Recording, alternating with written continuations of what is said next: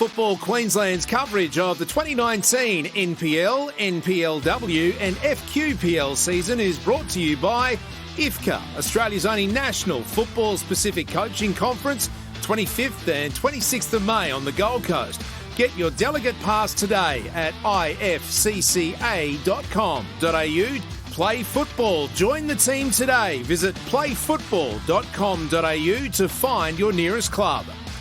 Football Foundation, making football more accessible for every income, every gender, every ability, every background, every Indigenous Queenslander. Donate today.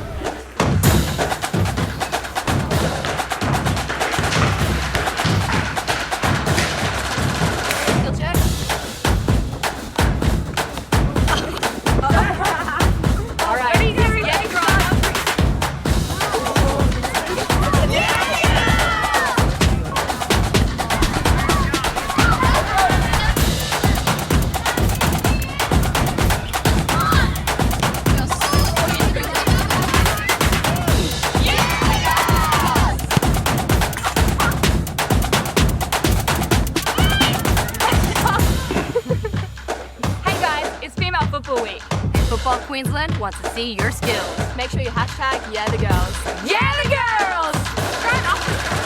Yeah, the girls on 3. 1, 2, 3. Yeah, the girls!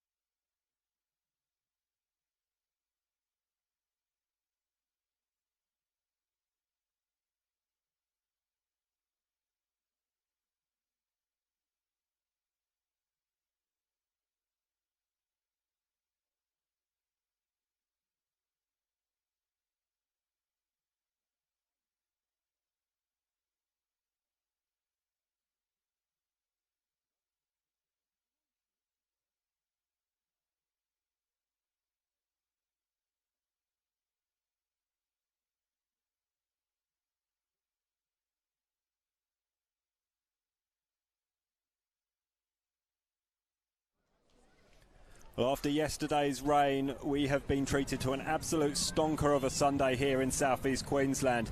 It's National Premier League's Queensland football time, and it's Olympic against Moreton Bay United, live from Goodwin Park, thanks to footballqueensland.com.au. Simon Smale with you here today, as always, on our match of the week from the National Premier Leagues. But special guest alongside me today is Andy Allen. Andy is the development officer for the Mini Roos for Football Queensland. He's had playing experience in the UK, the US, and here in Australia with Pine Hills.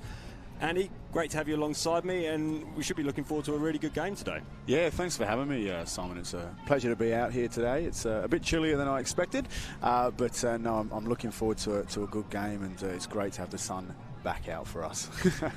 Winter is certainly coming and certainly on its way. We'll run you quickly through the teams before the players make their way out of the dressing sheds, as I can just see that they're about to do down to our left. For Olympic, in goal is Brandon Kumineo. Number 2 ahead of him, Jack Glover. Number 4, Kristen Waters. Number 7, Shelford Dias. Number 8, Kazuya Ito. Number 9, Chris Lucas, the goal-scoring sensation who scored 9 goals in his 6 games in the National Premier League Queensland so far this season. Number 10, Alex Smith. 11, Jez Lofthouse. 12, Costa Passaros. 19, Jean-Philippe Lassam. And number 22, James Kumineo. Moreton Bay United, led of course by Puria Nabi. They all line up as follows. Number 1, Chris Cobsnon in goal. Number 2, Nicholas Bernardi. Number 5, Delors Tuashime. Number 6, Sam Dickinson. Number 7, Alexandre Tabillon. Number 9, Riley Campbell. Number 14, Alex Yanovsky. Number 15, Shomarop. Number 16, Liam Cosgrove. Number 23, Riley Gwyn Jones. And number 24, Declan Smith. Olympic, of course, wouldn't be able to get onto the field without the support of the Coffee Club, and Olympic would like to thank them for their continued support and have been a long-term supporter of football here in Yeronga for Olympic. And Moreton Bay United would like to thank True Line and Hanno's Car Care for all the support that they offer them in getting their team onto the field. Decent atmosphere brewing here on what is, as we've already mentioned, an absolutely perfect evening for football in Queensland. We're just to the south of the CBD, for those of you unaware of the local geography. And although the temperature has dropped just a little from what we're used to over the course of the summer, we had some cracking storms last night, but paid to the humidity as well.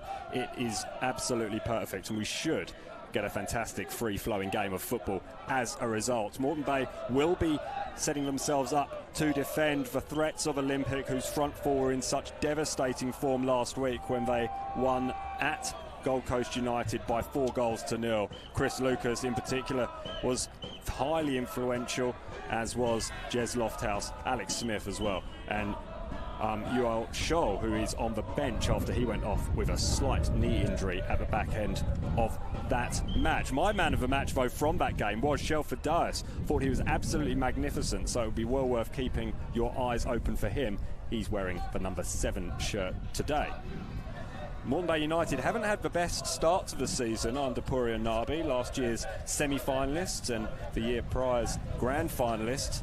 They've only won 1 of their last 5 matches on the pitch, at least. They have been gifted a win thanks to Brisbane City's slight issues with registrations. We'll talk about that, I'm sure, over the course of the evening, but last time these two teams met here at Goodwin Park, it finished 0-0. I don't think we're going to see another 0-0 today. Let's hope we see a few goals going today. It's a perfect setup for the evening, and no, I'm really excited to get this one underway, where they look like they're getting ready to get the game started. Nathan McDonald is our Total Tools official. Ola Glabuz and Philip Tracy will be assisting him, as the captains have gone over to the centre circle, and we will have the coin toss. Presumably Nathan McDonald supplied his own coins, kept a tight grip of that one, didn't let it hit the ground. It looks like the two teams will be shifting sides, which you often don't see, to be honest. At any level of football, people just seem to be happy with the status quo. They definitely do, and especially the sun can't be in play for this one, so it's an interesting choice there. I think Moreton Bay might, if they won the coin toss, they might be playing games there, getting them playing into their fans early on, so we can hear those drums to our left. Certainly creating a fantastic atmosphere. They were few in number down on the Gold Coast, the Olympic supporters, but they did make a hell of a racket. and it was certainly added to the atmosphere down on what was a stonking hot day down in Talabudgera. It should be much more pleasant this afternoon. In fact, we're all wearing jackets up here in the commentary platform, which is on top of the grandstand here at Goodwin Park. A fantastic view of the playing surface, which looks in fine fettle. Yeah, it looks fantastic. Slick to play football on. I'd love to give a go out there myself, to be honest. Looking at the ground, it's perfect form. So the only problem, I guess, with changing sides is if you're a goalkeeper and you've already hung your towel up, that can often be frustration. Hopefully both keepers will be putting that out of their mind. Of course, 21 being Brandon Kumineo down to our right, and number 1 Chris Cousnon for Moreton Bay United in the white shirts. The colours that matter though are those of the playing members, and as Nathan McDonald gets things underway, it's Olympic in the red and white, getting things going from right to left. And starting off with James Kumineo, scored a rare goal last week, the second of the game, just before half-time, which really put that game to bed down in Talabudgera for Olympic. And that's a rare misplaced pass from Kristen Waters. Early nerves, perhaps. It's always interesting to see how teams start the game. Sometimes they go with the long ball forward, or sometimes they play it back and keep possession of it. So it really sets the tale for the game, I believe, in the first half and the first few minutes. Olympics certainly like having the ball at their feet, and Alex Smith has managed to win possession there, but unfortunately for him at least concedes the free kick in doing so, and Moreton Bay will build from the back. And here is Riley Gwynn-Jones playing the ball forward. Chom Arup, who was sent off in the match against Lions in what was a very combative encounter at Lions Stadium earlier on in the season. Way back in round 2. Omar Siddiqui in the number 11 shirt. He was named as a substitute initially, so he must have had a slight change of heart. Puri Anabi, former ace coach and also head coach at Grange as well, so he's been around the traps a little bit here in Brisbane football. Yeah, he's definitely a knowledgeable coach as well, with his A licence as well there, so definitely brings a wealth of knowledge to Brisbane football. Fascinating character, speaks 4 languages including English, as Jez Lofthouse picks up possession now. He's such a dangerous player. Tried to play the ball through to Costa Pizarros, but just didn't quite come off. It was a heavy pass as well, and perhaps it was fortuitous for Costa Pizarros that he didn't have to make a play at it.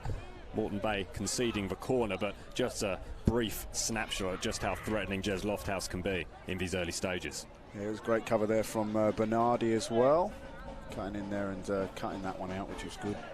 They'll need to be alert, Moreton Bay United's defence, and Olympic, who set up in quite an interesting way last year, always had 4 players in a line out towards about halfway into their attacking half. They've changed matters slightly in the 2019 season under Ben Khan, and a bit of movement on the box. Looks like it's Kumineo on the deck. Nothing doing in that one, I don't think, but there was still an inquisitive glance towards the referee. Smith's going to have another go at this.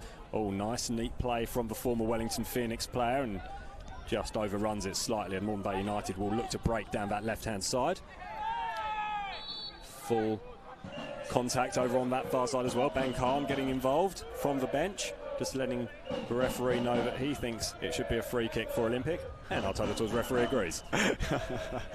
Definitely, it's interesting to see how they set up for this one. It's looking like a right foot swinging in instead of the left, which is always interesting from an angle like that one. Kristen Waters one to look out for. He's at the back post. He just shrugs off Chomarop, and it was aimed towards Waters, but that little intervention with Chomarop was just enough. But he wins a free kick after a bit of a kick out from the big centre forward from Moreton Bay United, and the equally large centre back for Olympic wins a free kick. Yeah, he's done very well there, to be honest. That first touch allowed him that space, and to be able to come back there, he's in a dangerous position here. Again, Alex Smith will be looking to take this, although we have seen Jez Lofthouse. It was the inclination of Smith to just perhaps lay the ball off to Lofthouse. Has scored from similar positions just on the edge of the area on this corner, but it will be Smith with the hit, and it's straight towards Waters. Up in the air and cleared, and it's bouncing around. Deas unable to get a foot on it, and eventually it will be Dolores Tuashime, latterly of Western Pride, of course, who launches this ball forward. Deas just gets a foot in there and plays the ball up towards Chris Lucas. And there's a Moreton Bay United player on the ground. Looks like he's okay. Alex Smith in possession. Alex Smith with the shot. It was comfortably gathered by Kusnon, who just had to watch it right into his chest. It's a comfortable save, that one, isn't it? Sometimes you see the keepers like to be a bit more exaggerated than that and do a dive, but no, it was comfortable for him. Have to make sure you know where the TV cameras are first. Almost a mistake at the back there allowed Chris Lucas to just have a nibble at that ball, but there's nothing doing. He could only have that nibble and not get anything more substantial than that, and he could have really made a meal for it in that box. He's such a dangerous player. 9 goals already in the National Premier League Queensland. On his return to the National Premier League Queensland, Chris Lucas, he won a National Premier League Queensland Premiership with Palm Beach back in 2014 and then moved south, the well-trodden path south to the National Premier League's Victoria with Bentley Greens, but he's a fine player and Olympic have done very well to acquire his services. Bernardi with the cross. It's a very, very deep one. Far too deep, in fact, and it will be eventually gathered fairly comfortably by Kumineo, but Bernardi will be looking to whip those balls in with alacrity, and we'll have to see whether any of his teammates, including Riley Campbell, will be able to get on the end of them. Yeah, I think we've had 5 minutes gone now in the half, and we're starting to see things settle down a little bit here. Lofthouse just getting his way past 3 defenders. That's where he's so dangerous, and he's going to win a corner, is he? No, he's going to have another bite of the cherry. And incredibly well has support in Kumineo. It's going to fall for Pizarros. Back to Lofthouse. Here's Smith. Wide is Dias. Dias might have a shot here. He's going to stand up Toyoshime and goes to deck. Toyoshime wins the ball, and he's done very well to do so. Tabillon, the Frenchman, tries to take the ball out because Ito has a chance. It's off the head of Lucas. Moreton Bay United just can't clear their lines here. Here's Dias again. Threads the ball through towards Lucas. It's a little bit too far ahead of him. It'll be out for a goal kick. Yeah, I don't know if he was expecting that on his first touch. Kind of let him down there, going towards the corner flag instead of in towards the goal. But it's promising signs from Olympic early on. So threatening going forward, Olympic. There are question marks about their defensive ability, but they have been relatively solid so far this season, including keeping a number of clean sheets. And Jack Glover, who was a bit part player last season, came on a few times as a substitute. He's really had to step up since the retirement of Shane Stefanuto, former Socceroo defender. Lofthouse gets out of danger. That's incredible from Lofthouse. Good defence, though. At the back there from Moreton Bay United, just standing tall and staying strong. And Riley Gwynne-Jones had to do that because that was a very threatening opportunity once again from Jez Lofthouse, who has been electric early. Yeah, definitely so. He's looking like that lethal weapon for Olympic, and he's taking the players on. It's so fantastic to see. A little bit of flair there and taking players on and having a lot of success with that as well, which is fantastic early on into the game. He's a real player with X factor, isn't he, Jez Lofthouse? He just, every time he gets his foot on the ball, you just feel like something's about to happen. Definitely, and there's very few players that can do that. And no, he's definitely got a natural talent to be able to do that. I remember watching him in the FFA Cup last year, and very, very exciting there when they took on Lions late in the FFA Cup last year. He's a real talent. It's certainly worth keeping your eyes on him as one to watch for the future. Waters aims that ball towards Costa Pizarros, another player who's got that X factor for Olympic. Here's Alex Smith, he's got his X factor as well. He tries to thread that ball through towards goal, but he's going to get it back off for deflection. It's poked back inside to Pizarros. Here's Lucas! If he could have his time again, he'd almost certainly hit the target. 99 times out of 100, you'd say he'd hit the target from that position, but went for power over precision. Yeah, he did. He went to smack it instead of that placement there. Could have taken a touch, I believe, but it's very hard. Rush of blood goes to your head when you get a bit excited at that point. Had he managed to hit the ball out, Kumason, it would have been a fair effort from the keeper to be able to keep it out, and would have been able to eventually probably been collected and taken into the back of the net as well. As you can hear the atmosphere really building here at Goodwin Park. There's a high boot on James Kumineo, and he's gone down clutching his head, the head that scored the second goal against Gold Coast United last week. And a little bit of concern being shown by our Total Tools referee Nathan McDonald.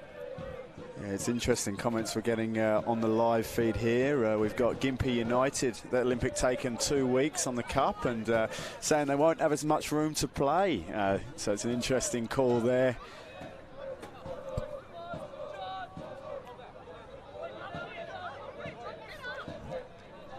Viewers from all over the traps, including Keith from Auckland. So thank you for joining us from over the ditch. Hope you enjoy us, perhaps tuning in to check on the progress of Alex Smith, who played 41 times for the Wellington Phoenix in a 2-year stint in Wellington. Scored just 1 goal in 2,428 minutes. It's one of my favourite stats.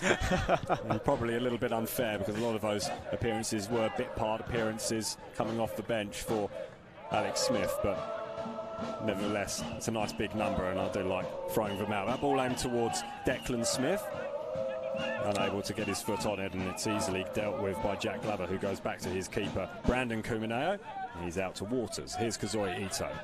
Another exciting player that Olympic have, who's been here forever, it seems like.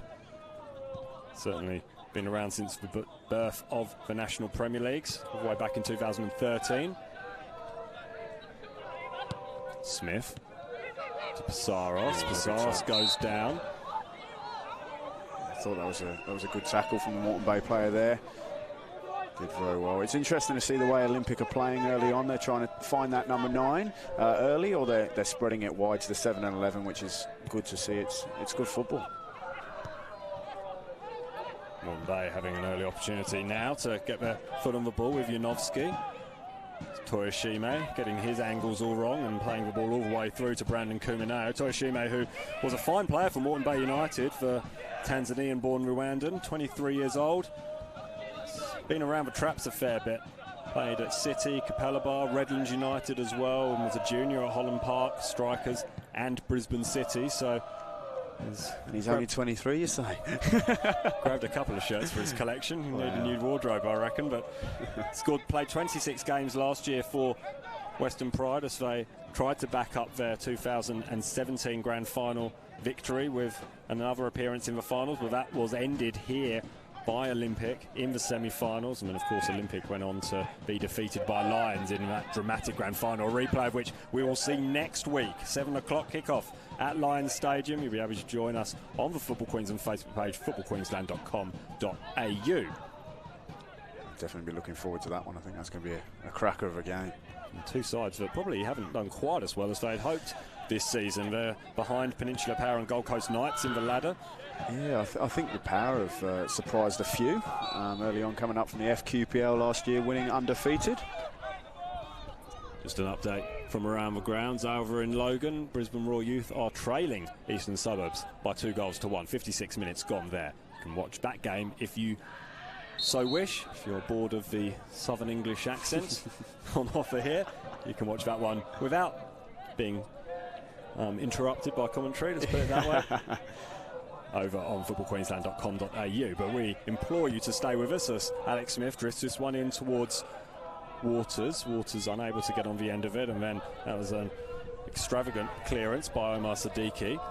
It's found its way through to Declan Smith. Smith up against Kazoya Ito, goes down, no foul, says the referee, and it's a good decision, I think, from our angle here. It's Waters, lets that one overrun a little bit, and Chomarot almost managed to latch onto it, but the wash-up is that the ball is back at square one for Moreton Bay United, and they'll look to build from the back once more.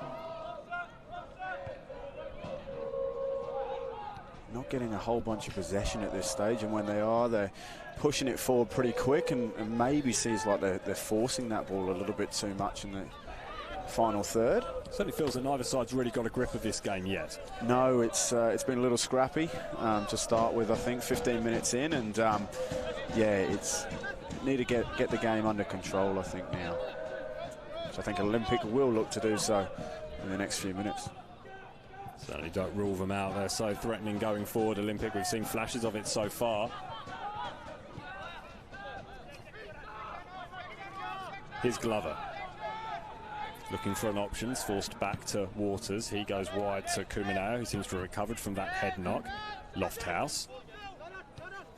Only one-on-one with Lofthouse, but he chooses not to turn and race towards goal, as he has so often over the course of the last couple of seasons in the red and white of Olympic. Ball's on the other side now with Smith. Asked a little bit too much of that, and We might see our first card of the day here. It's Dolores Tuashime who's pleading his case in that he won the ball, and it was a heavy touch from Alex Smith, but it's probably a fair decision. Yeah, I think so. I think he won the ball, but I think he took a bit of the player with that one. And these days, you just can't tackle like that. Just a quick reminder while we prepare for this free kick to be taken. IFCA is coming 25th and 26th of May on the Gold Coast. Make sure you get your delegate pass today at ifcca.com.au. And of course, there's a stellar lineup of personalities who will be doing their bit down on the Gold Coast, including Graham Arnold. Simon Hill will be there emceeing, and representatives from International Milan. So lots of interesting. I'm actually very excited for IFCA myself. I'm probably most looking forward to hearing Hope Powell speak from Brighton, obviously near my neck of the woods in the UK. But I think what she's done for women's football is fantastic, and I'm looking forward to listening there. So I'm definitely going along, and hopefully more others can. And get your passes today, guys, at ifca.com.au. Women's World Cup, of course, coming up later in the year. Smith delivers this ball towards the back post, and Waters with a free header. Oh, it's not in. I thought that might have just crept there, but it's a good save in the end for Cousinon. And it's hammered behind.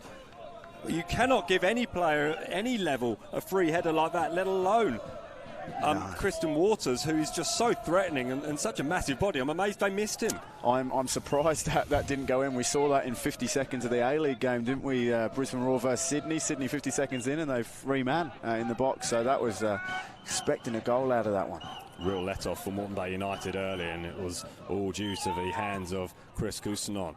And there he is again, hammering that ball off his own defender's head. It was Nicholas Bernardi who almost copped one from his own player. A bit of friendly fire, and then Cousinon leaps like a salmon to gather that one and gets hold of it. It's really good safe hands and really good goalkeeping from Cousinon over the last couple of minutes. There's a little bit of a mix-up there in his own mind, perhaps, from Jean-Philippe Lassagne. But Olympic do retain possession. Here's Jez Lofthouse on this near side. So I was mentioning with the Women's World Cup, Hope Powell, of course, was the Lionesses coach for a long period of time, led by Phil Neville now, and of course he'll be going and doing battle with the Matildas potentially in the latter stages of the tournament. That'll be certainly one worth looking out for. The Matildas, of course, in action this Friday lunchtime against the USA over in Denver, and it looks, we're moaning about the cold here, it's snowing in Denver overnight, so yeah, I feel sorry for them.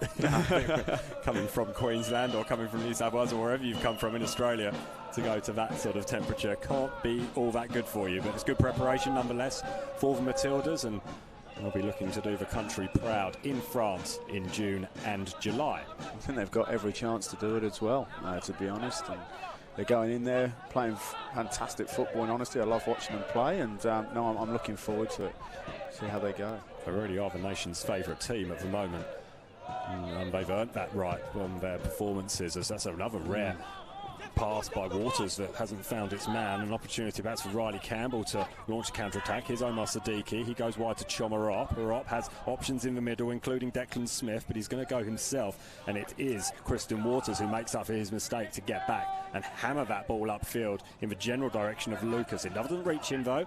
Moreton Bay United retain possession, but Alex Smith, who's playing much deeper this season, I made note of that last week, managed to get back and do his defensive duties. Here's Lucas. Oh, he left the ball behind there, didn't he? Unfortunately, we've seen that both ends just there in the last minute. The first touch is letting both of those players down in that final third. Then a little bit of frustration creeping in from Lucas, going in very late over on that far side in front of the Olympic bench. Ben Khan just with a nod of the head, I think. He acknowledged the mistake of his team, and just a talking to this time from Chris Lucas, or for Chris Lucas from Nathan McDonald. It's probably the right decision, just telling him to keep his wits about him and not necessarily let himself get over enthused next time he loses the ball. Yeah, I think he's handled the game very well so far. Total Tools referee.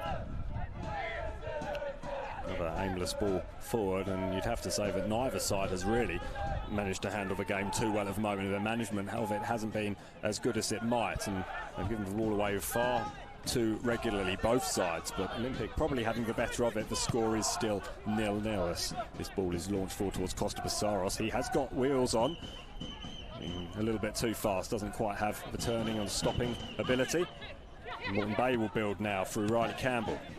Campbell up towards Smith. Smith goes down. Here's a free kick for Moreton Bay United, which is taken quickly by Alex Janovsky. Chomarop, a little bit of a heavy touch. He's forced back and right into the path of Kazuya Ito. Dolores Toyoshime now takes up the baton. His ball is cleared by Waters. Interesting to see from Moreton Bay. When they do have that possession, the fullbacks are looking to overlap. They're 7 and 11 pretty early on as well. So it's interesting and exciting times. Lofthouse just concedes a free kick. He's still pleading his innocence and not quite sure what it was given for, but it was a sensible bit of play from Nicholas Bernardi just to ride for challenge and accept the free kick. Certainly not much contact from Lofthouse, and look, he's quite a slight figure anyway, so if he did run in full pelt at someone, you'd probably be able to brush it off, particularly if you're the size of Nicholas Bernardi. But nevertheless, it was a foul, and that's how our Total Tools referee saw it. And Moreton Bay will try and play the ball forward, but it's comfortably dealt with. Shelford Dias goes back to his goalkeeper, Brandon Kumineo. 0-0, not too many goal-scoring opportunities thus far. Only Chris Coulson's hand able to stop the free header from Kristen Waters, and then, of course, Chris Lucas hammering that ball over the top from point-blank range, really, when he really should have done better and be looking at his 10th goal of the season. But it's not to be, and you dare say there will be plenty more chances in this game going forward. It's looking like it. It's looking like Olympic are the ones the most threatening at the minute, the ones that are going to score, and I'd like to see Moreton Bay try and get a shot away and test the keeper early on. Campbell, return ball from Bernardi is cut out, but he gets another bite at it. It goes towards Campbell again, but that time it's Glover who's there to intercept, and Waters will build over on the other side as Olympic switch play to Dias. Ito, back to Waters. Jean-Philippe Lassam. Keeping it at the back there and keeping possession. It's a smart move. He looked to go long there, but there was nothing on, so he's kept the ball, and that's very smart. When you have a player like Jez Lofthouse, sometimes you only need half a glimpse at a gap. And that's exactly what we've seen here. Kazuya Ito in a rare forward position in this time of his career, but he wins a corner, the return ball from Alex Smith, and more intelligent play. And this is where Olympic can hurt you. So many of their players playing such fluid positions. You see Kazuya Ito popping up at right back and then all of a sudden right up top. They just can hurt you from any area on the field, and that's why they're so dangerous. No, definitely. It's good to see players being free and given the opportunities to be able to do that. I mean, I find it interesting, and I think more teams took on the corners and the set pieces after the World Cup. Obviously, our country, England, did very well scoring mostly from set pieces. It's interesting to see how that works here as well when they bring it back to the local leagues. Ben Khan has his team very well drilled, and he does let them play a very fluid style, but they are always threatening from set pieces, particularly Christian Waters. That one just over the top of his head as he leapt, but still, a good ball in. It was a very good ball, and it just teased the Moreton Bay United defenders, and just in that right position, not allowing Cousinon to come, and can be a problem for a goalkeeper. Here's Smith again. Wants an option ahead of him. Instead, he decides to go himself. We might see a free kick being given in favour of Olympic here, and we are, and an opportunity again for Alex Smith to deliver one of these teasing balls across the box. Yeah, it was a handball there by the looks. And the ref took a little bit of time there to make the decision, but obviously talking to his AR there, which is good. Good teamwork from the Total Tools officiating team, and that's exactly what you want to see. They are the third team on the field after all. Exactly right, and I'd say they haven't put a foot wrong just yet, which is good. So plenty of time to go. Yeah. Midway through the first half, Olympic 0, Moreton Bay United 0 at Goodwin Park. Alex Smith a little bit deep this time, and will go out for a goal kick despite just teasing Kristen Waters by running along the line for a short spell, and it's a chance wasted really. And Olympic were a little bit wasteful down on the coast last week as well, just not able to really make the most of the possession that they had, because they really dominated down in Talabudra last weekend. They've had the majority of the play here as well, but still not quite able to create those goal-scoring opportunities. Yeah, they're definitely not taking those opportunities when they come as well. They've had a couple there, and not heaps, but yeah, definitely need to take them and be sharp in front of goal there. Pressure being put on in that front third from Olympic, and it's forced the high ball. Although it might work out for Moreton Bay United. In fact, it has, and they'll switch play now. Good control from Bernardi. Let's take that one on his chest, and Chomarop doesn't look interested so far today. Lets that ball just run under his foot. And he'll need to sharpen up if Moreton Bay are to get anything from this game. Definitely a few of his first touches early on have not been fantastic. So I think he needs to get that under control and get his mind back in it. Speaking of first touches, that's a cracker from Costa Passaras. He goes past Bernardi, drifts in across towards a back post. Jez Lofthouse with the touch. Oh, and I can't believe that. We haven't seen the back of the net ripple there. It seemed like the goal was gaping for Jez Lofthouse, but in trying to play the ball through the maze of bodies, he's put it the wrong side of the post. What an opportunity for Olympic. What a let-off for Moreton Bay United. Yeah, they've definitely been let off there. I think that's 3 golden opportunities there for Olympic, and yeah, I'd say need to be more clinical. Sunshine Coast, former Sunshine Coast junior, of course, Jez Lofthouse. Scores plenty of goals. Only scored 3 so far this season, which isn't bad. 1 every other game.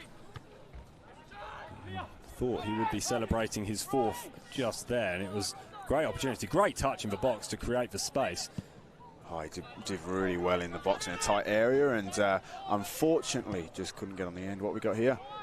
Just a cross whipped in over the top. Lucas able to take possession over on that far side. Lofthouse playing in a central role at the moment now. He's dropped slightly back, and Alex Smith is waiting on the edge of the penalty area. Just around the penalty spot now. Nice touch from Lofthouse. Dias rides one challenge from Omar Siddiqui. Still there for Kazuya Ito and Olympic. He goes back to Waters. Costa Passaras has dropped very deep on this near side, but the ball's never going to get to him.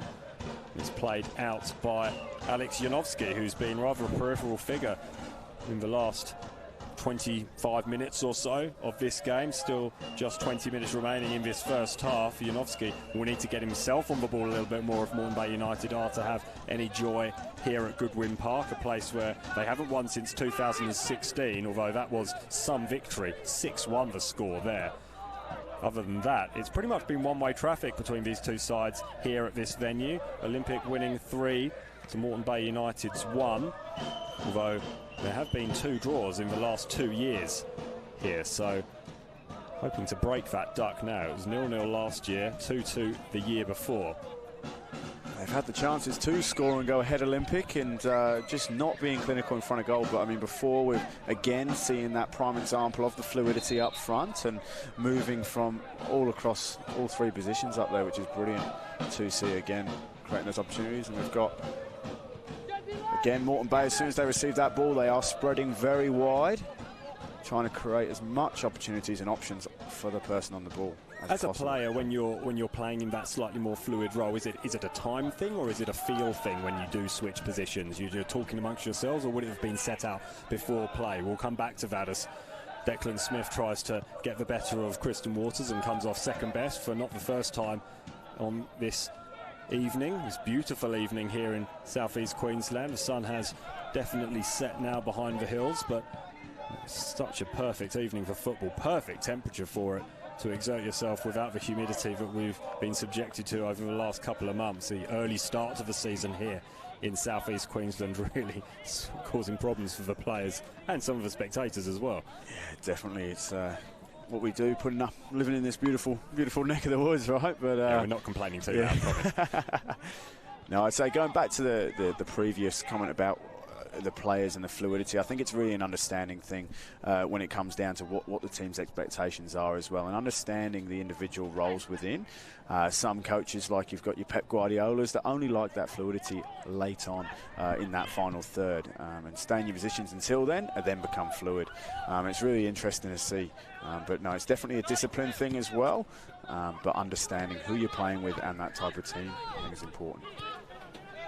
Andy Allen, the Football Queensland Mini Roos Development Officer, giving his thoughts on this game between Olympic and Moreton Bay United from the National Premier League Queensland. It's Olympic in the red and white shirts, who are the home team, and they're on the attack now with Chris Lucas, always dangerous. That's a fantastic tackle from Tabillon, the Frenchman. The 28-year-old who's actually come from France via India. We'll talk a little bit more about his interesting career. over the next few moments, I'm sure, but that was a brilliant tackle, and it had to be timed well, because otherwise Olympic were through on goal there, and they could well be talking about the opening goal in this game. They definitely could have, and I tell you what, Alex Smith was a vital part in Olympic's attack there. That was a brilliant in the middle half of the field there. His first touch allowed him that space, and found the number 9 early on, which is, again, that was a fantastic opportunity, but a brilliant tackle all in all. Yes, Alexandre Tabillon, he's from Rouen in the centre of France, and played around the French lower leagues for a spell before moving to India, and the second division there. Mohammedan and Lone Star Kashmir were his 2 clubs before he's moved here to Australia and Moreton Bay United.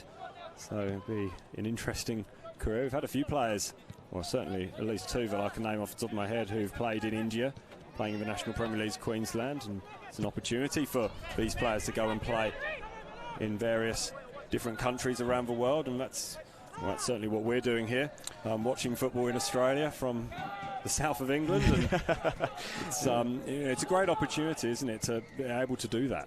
I think Australia is definitely a growing area for this game, and it's fantastic, obviously, to learn from everyone that comes here, as it's such a diverse community football, which is brilliant. Anyone can speak the language of football, and all you need is a ball, right? And it's so easy to have people join in and play, no matter where your background's from.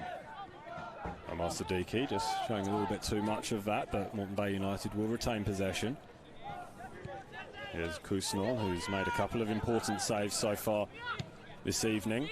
Moreton Bay United just growing into this game, you feel, though still the final ball is leaving a lot to be desired. A bit of a collision in the midfield, that's allowed Moreton Bay United to break. Bernardi went flying over the top of a challenge, but couldn't be picked up by Declan Smith. And here come Olympic with Jez Lofthouse. Lofthouse tried to thread the needle to either Smith or Lucas. Fortunately for Olympic, Riley Gwynn-Jones was in the way, and he made a vital intervention and a vital stop, because once again Olympic were through on goal, and they're starting to create those opportunities a little bit further out from goal and allowing to run onto goal, and that would cause a few problems, you'd think, for any defence. Yeah, again they looked lethal up there, but just good defending again. Got control of the game, I'd say, now, Olympic. We've only got blanks in the chambers at the moment, and as soon as they put live ammunition in, you feel that we will be talking about a couple of opening goals. Here's Costa Passaros looking to change that, skips past the challenge of Bernardi, and he'll ride that through to a corner, and another set play for Olympic that Alex Smith will saunter over to take, and once more the tall timber from the back in Jack Glover and Kristen Waters will be making their way towards the penalty area, in the edge of the penalty area, and we've already seen what a threat Kristen Waters can be. Yeah, from set pieces, it's definitely threatening times. Olympic have looked quite threatening with their set pieces, apart from their last couple, obviously, but they've had a few now there. Plenty for Alex Smith to get his radar dialed in. He goes short, though, to Jez Lofthouse. He's going to have an opportunity now. Takes the touch to the edge of the penalty area, swings that one in. It's acrobatically headed away, and Moreton Bay will clear. The lone player up front for the Yellows is Riley Campbell, and he's done incredibly well, and just for a touch by Jean-Philippe Lassam could have had Chom Arop played through on goal there, and that would have been a lightning counter-attack, and that's how Moreton Bay United are probably going to be looking to deal with the threat that Olympic pose. Entice them forward, let them play their football, and then catch them on that counter-attack. And a lot of teams do that these days, to be honest. They sit back a little bit, and then they'll catch the teams on the counter, and that is a very, very lethal tactic and weapon to have in your back pocket. Saros has a little bit of space for that first touch, just letting him down a little bit and allowing Riley Campbell to get involved. He does well, though, and plays the ball out wide to Dias. He's not quite had the impact he had last week down in Talabudra. Olympic playing the ball around at the back. Here's Glover. Lofthouse rides one challenge, rides another, gets past 3 Moreton Bay United players, goes past the third a second time and concedes a free kick. And Ben Khan can't believe it, and I have to say I'm a little bit sceptical as well as to the way that free kick went. Looked like Jez Lofthouse was really being manhandled there by the defender, and it's Moreton Bay's way. Yeah, I think it's definitely animated from the bench over there, but I definitely think it was just a follow through there with a foot, I think, coming over the top of him. I don't think there was anything more in it than that. But they get the game going again, and there was not too much hustle and bustle after that. Tuashime caught in possession, but does well because Ito's pleading for a free kick. He's not being given it by our Total Tools official, Nathan McDonald, and Moreton Bay United will build from in front of the Olympic bench from which Ben Khan was so animated just a few moments ago. Both coaches can be volatile on occasion. So Mosadiki does battle with Jean-Philippe Lassam. Lassam is fouled. And Yanovsky, who's endured a rather frustrating afternoon so far, really hasn't been in the game at all, the influential midfielder for Moreton Bay United. Yeah, it was just a late tackle there. Nothing lazy, in it, really, leaving the foot out there. Yeah, exactly. There was no need for it. Jean-Philippe Lassam has got that left knee fairly heavily strapped. He's feeling the right one now, and that'll be a slight concern for Ben Khan, who has had to deal with a couple of injuries over the last couple of weeks. Indeed, Olympic, as a club, have had a few injuries over the past couple of seasons, none more so than Matt Heath, who was in such electric form at the start of the 2017 season, then ended up having to pretty much give the game away because of a groin injury, a persistent groin injury. He's back on the bench today for Olympic. It's Costa Passaros, breezes past Bernardi. That's excellent play from Passaros. The free header is Lucas. Did very well, always backing away, and it's very difficult to get power on a header when you're doing that particular action, but that was fantastic play down the left from Costa Passaros, and Chris Lucas is again getting in those positions just in front of goal. Yeah, definitely. Again looking threatening down this left-hand side of the field for Olympic. They're doing well.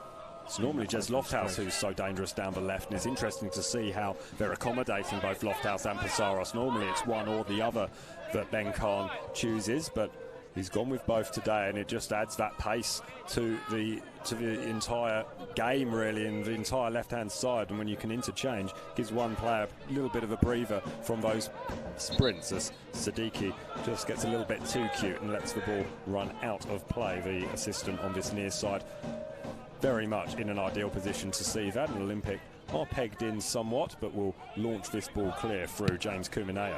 It's coming straight back, though, from Gwyn Jones.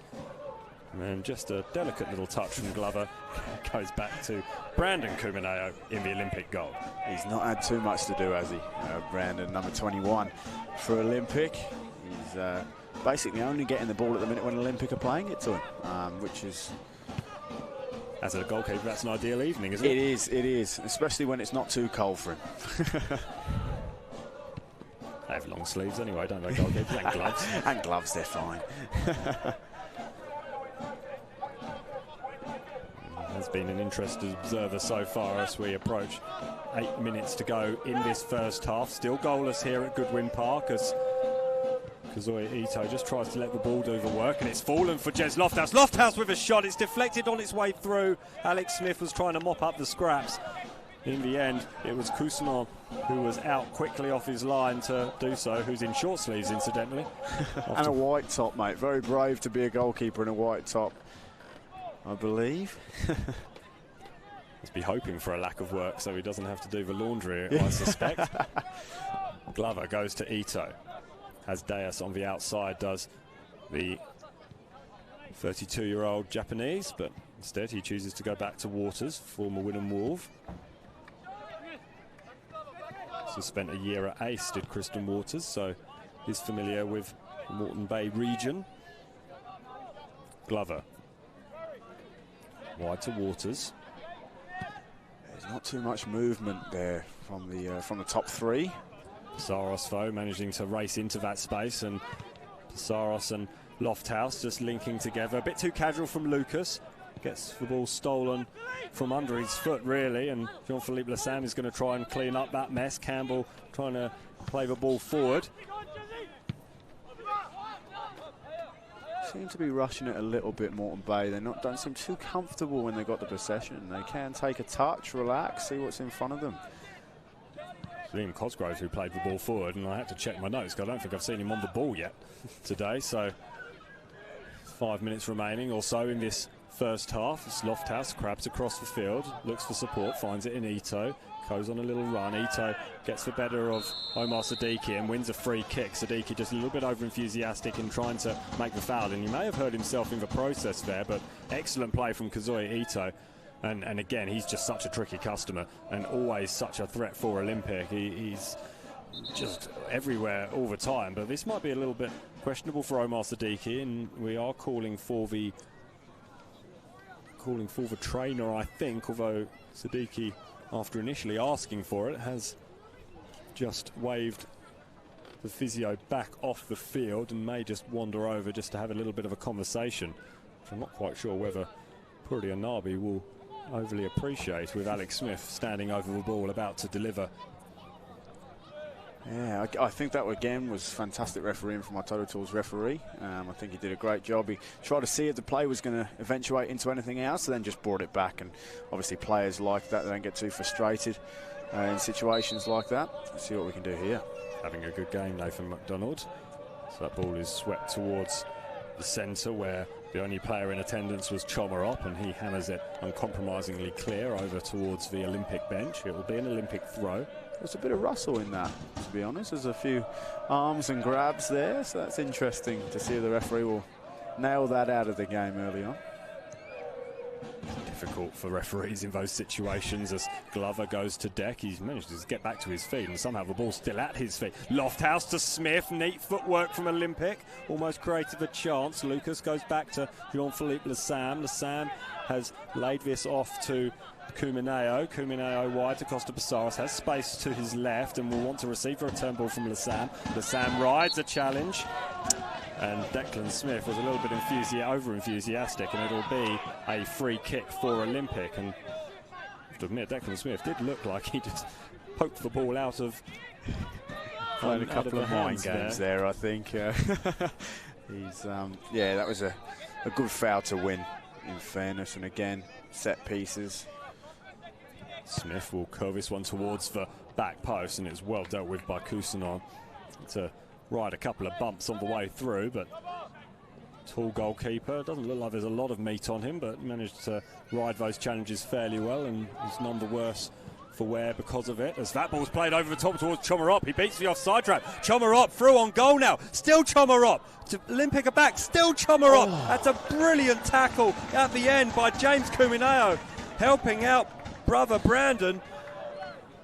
He just couldn't seem to get the ball out of his feet there, could he, to get a shot away, unfortunately, but he had the keeper beaten. Was the early shot on there from Chomarop? You have to question that, because Kumineo had come out to challenge, and just poking the ball over the top might have been a good, viable option, but Arop only had eyes for the ball and wasn't quite aware, perhaps, of where the goalkeeper was, and that's what led to the chance going begging. Good opportunity for Moreton Bay United, certainly their best of the game so far, and it's once again come off a counter-attack from a set play. Yeah, definitely. I'd say that's their first real opportunity there opening up, and unfortunately, like I said, just couldn't get the ball out of his feet to get that shot away, which is unfortunate. But here they go again, they're on the attack, and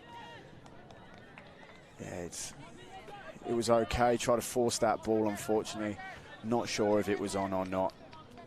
Chomarop, a laconic player at times, but when he gets a side at goal, he's a changed man. He really does race into that space, and he's all legs, really. Just couldn't quite get the feet to listen to what the brain was telling it to do, and it's a disappointment for Moreton Bay United, but it does show that they are more than a threat, and as long as the scoreline remains 0-0, you might think that Puri Anabi might be hoping for a smash and grab job. Oh, a bit of ruffle-tuffle over there on the bench. Chomarop again. We've described him as laconic, but he has managed to get himself in a little bit of trouble in the first couple of games of the season. He's engaged in a little bit of a conversation with Ben Khan. I'm sure that'll be one way. Nathan McDonald just having a word as well. Another one-way conversation, I imagine, from the Total Tools referee. He's now bringing Shelford Dias into the fray. He's getting both sides of the story, perhaps, and it'll be just a talking to. Yeah, it's a bit of push and shove, that's all, to be honest. Put the handbags away, boys, and get on with the game, I say. I'm not sure what started it, to be honest. It was just slightly unsighted. Perhaps just a little bit of movement from this throw-in, because Chomarop is just trying to get the better of Dias before the ball's back in play. Toyoshime taking his sweet time, you have to say, delivering this ball and allowing this little battle to develop as Dias gets the better of that little collision and gets his head to the ball. The Olympic will counter. Smith rides the challenge. Pissarros over the top towards Lucas. Toyoshime's there, and it's hammered clear by Yanovsky. It's going to come straight back, though, with Kazuya Ito. Here's Dias. Ito on the outside. Can't thread the ball back to him. Good work from Toyoshime. And Chomarop is there, but that's excellent work from Jez Lofthouse to stop the ball at source. And it will be a throw-in over on that far side. It's been a little bit rough and ready, hasn't it, so far, this game? There hasn't been a lot of quality, you have to say. No, not heaps, to be honest, in this first half, which is looking like whatever the total referees add on. Good run from Siddiqui. Ooh. He's been battling with Kristen Waters, and Waters is a strong man, manages to stand up. And Siddiqui gets support from Chomarop, and then Siddiqui takes up the mantle once more. He's being challenged by Jez Lofthouse, two of the slighter members of the playing group. Football's aimed towards Declan Smith, and it's only just hammered clear. Chomarop! Not far away at all, and that would have been a real shocking way for Olympic to end the half. Yeah, great opportunities again. Now Moreton Bay have stepped to the party and having a couple of shots themselves. Testing out the keeper, hopefully, but unfortunately that was just off target. Yeah, but obviously they were aiming for the tall man, Declan himself, number 24 from Moreton Bay. It's two for Chomarop now in quick succession towards the end of the half, and we are in the hands of our Total Tools official just to see how much time will be added on. It's a way that Moreton Bay United seem to have played over the last couple of seasons under Puri and Nabi. They just managed to really turn it on towards the end of the half and just cause teams problems when they're away from the confines of Walter Park, their home ground. And they're doing exactly the same here, although that pass is a little bit wayward, a little bit casual from Waters. That is all we're going to have in the first half, though. So 0-0 as things stand, and having said that, both teams have had plenty of opportunities to break the deadlock, particularly Moreton Bay United in the closing moments of that half. Yeah, definitely. I think both teams have gone away into the dressing sheds. They've got a few things to discuss and opening up and seeing if we can get a few more opportunities to score goals. So yeah, it'll be an interesting one this second half. Everything lies in the hands of the next 45 minutes. We'll take you through all that action as it happens after these short messages, but just a quick sort of point of note. The Brisbane Roar had their game from yesterday against East postponed to today, and down at the Logan Sports Centre they are trailing Eastern Suburbs by 2-1, and time is almost up down there in Logan. We'll have a short break, and when we come back we'll talk through all the other action and events that have been happening around Queensland over the past week, and we'll be back for the second half of Olympic against Moreton Bay United from Goodwin Park.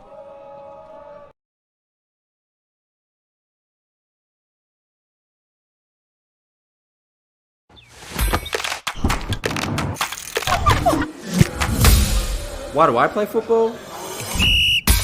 Why do we play football? I play for fitness. For competition. Community spirit. It's healthy and safe. And fun. I play for celebration.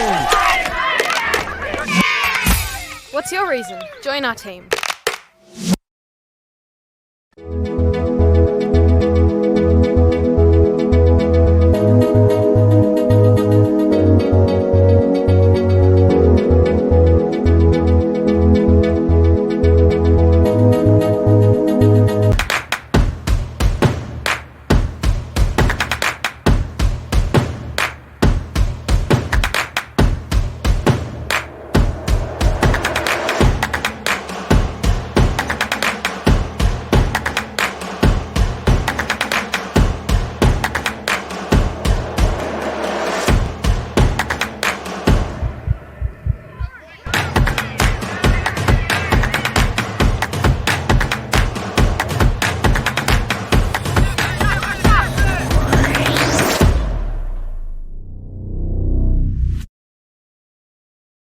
We swear a lot at Total Tools. We swear by our range. We swear by our service. And of course, we swear by our prices. So you'll know that you're buying at the best price every day. Total Tools. Every tool, every trade.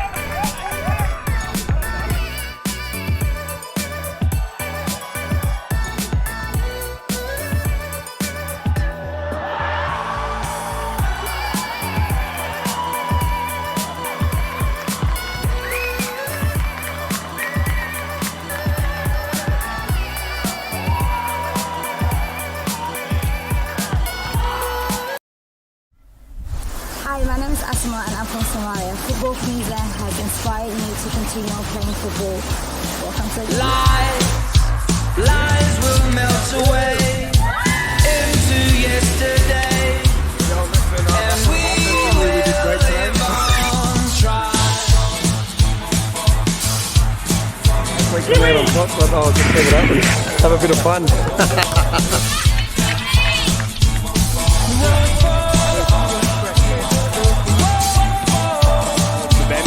Given this grand final, which is better. What a drama that would be. Opportunity for White, straight into the penalty area. 1-0 in front of the supporters now.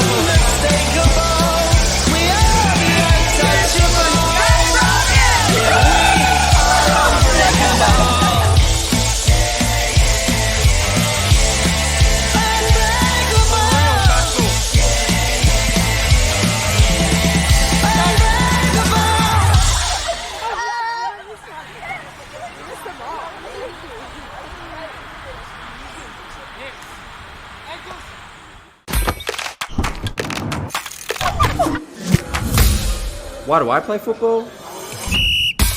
Why do we play football? I play for fitness. For competition. Community spirit. It's healthy and safe. And fun. I play for celebrations. What's your reason? Join our team.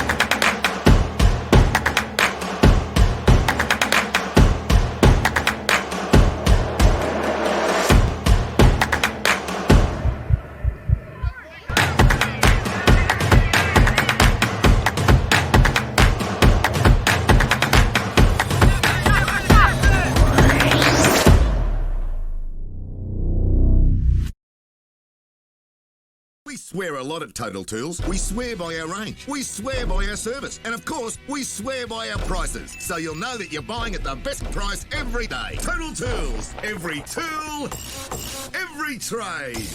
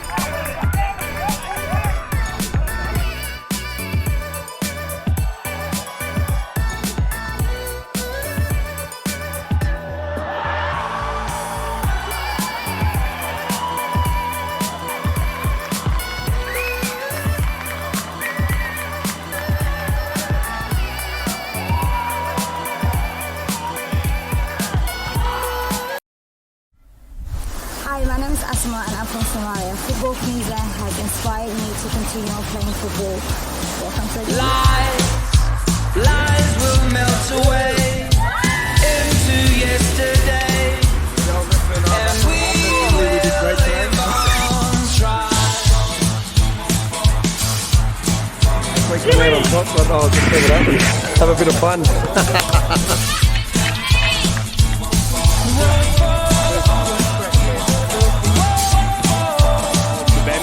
Given this grand final, which is minute. What a drama that would be. It's an opportunity for White. Straight into the penalty area. 1-0 in the pick. The supporters now.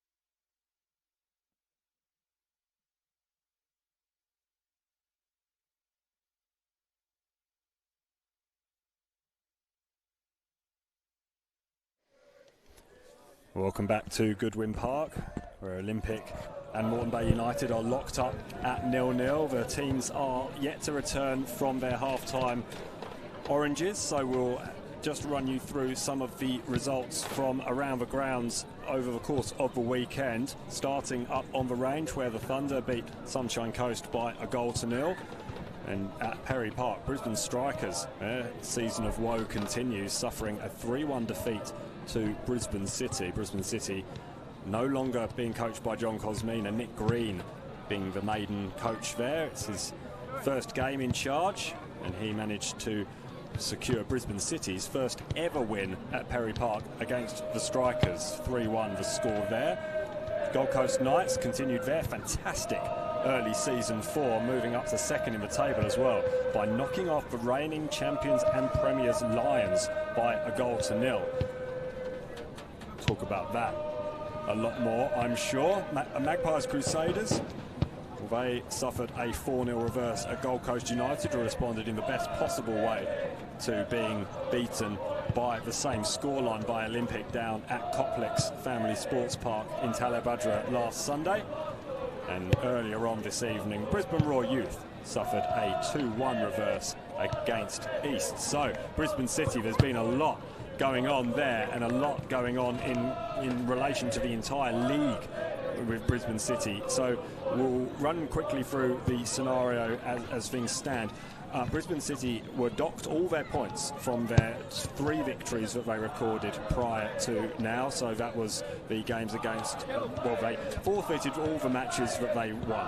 Matches against Redlands United, Sunshine Coast, Peninsula Power and Gold Coast United. So they fielded an ineligible player. It was the international clearance rules that they breached. They lost all their points. They had a $2,000 fine imposed on, which $6,000 extra suspended.